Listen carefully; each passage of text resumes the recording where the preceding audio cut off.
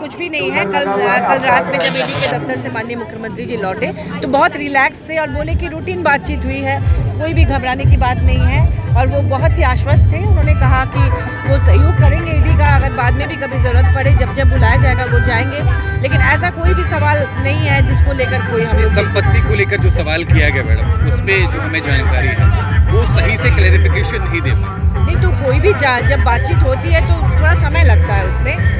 हो सकता है कि कल रात हो गई थी इसलिए उसे वहीं अंत कर दिया गया। वैसी गंभीर बात होती तो आज भी जाना पड़ता, लेकिन ऐसी कोई बात नहीं कही गई। इसका मतलब ईडी के लोग संतुष्ट हैं उनके जवाब से। अच्छा ये बताइए मैडम, ये महागठबंधन की रणनीति के तहत हो रहा है, लेकिन जेएमएम के कार्यकर्ता नजर आ रहे हैं, यूपीए के कांग्रेस के जो नेता है उनके जो कार्यकर्ता है वो उनका हुजूम नहीं दिख रहा। देखिए रांची में हमेशा जाम की स्थिति हो जाती है, तो चूंकि हमारे माननीय मुख्यमंत्री जी पर हमला वो पार्टी के कार्यकारी अध्यक्ष हैं, तो इसलिए हमारे पार्टी के लोग यहाँ आए हैं। और जब ज़रूरत पड़ेगी तो महागठबंधन के कार्यकर्ता भी आएंगे। उनके तरफ से आदेश हुआ नहीं था, क्योंकि एक साथ बहुत ज़्यादा भीड़ हो जाए, आप देख रहे होंगे कि यातायात की व्यवस्था यहाँ लचर हो जाती है।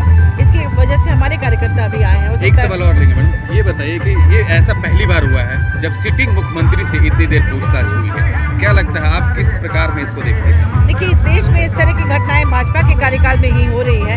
सचमुच ये कभी भी किसी सिटिंग माननीय मुख्यमंत्री को इस तरह से ईडी के दफ्तर में नहीं बुलाया गया था।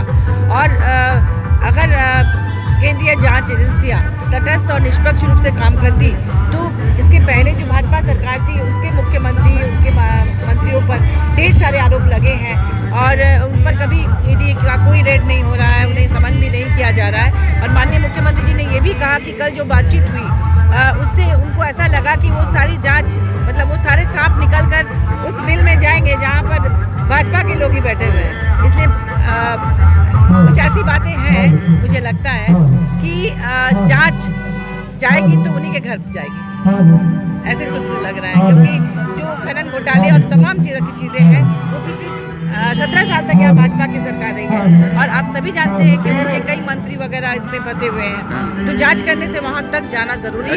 प्लान बी बना है, कई नाम सामने आ रहे हैं, कल्पना सोरेन का भी नाम सामने है। कल वो जिस तरह से गए, कई तरह के कयास। इस तरह की कोई बात पार्टी प्लेटफॉर्म पर अभी तक नहीं हुई है और हम लोग निश्चिंत है कि माननीय मुख्यमंत्री श्री हेमंत सोरेन जी अपना कार्यकाल पूरा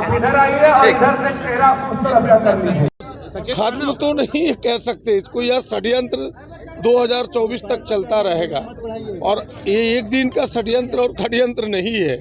आपने देखा होगा कि 2014 से जब से भारतीय जनता पार्टी नीति की सरकार दिल्ली की सत्ता में बैठी है तब से यह खड्यंत्र प्रारंभ हुआ है भारतीय जनता पार्टी विरोधियों की सरकार के विरोध में। उसका एक हिस्सा झारखंड भी अभी है और ये खड्यंत्र जारी रहेगा, लेकिन हम सब एकजुट हैं। हमें नहीं लगता कि झारखंड में वो उनका षड्यंत्र सफल हो पाएगा। अभी आप लोग क्षेत्र लौट रहे हैं अपने? बिल्कुल, सब लोग लौट रहे हैं अपने काम पर। कोई लौट रहे हैं, जिनको यहाँ काम है वो रहेंगे। तमाम जो सामान्य रूप से काम किया जाता है उन कामों को। अभी ये बैठकों का दौर खत्म हो गया। बैठकों का दौर राजनीति में कभी खत्म नहीं होता।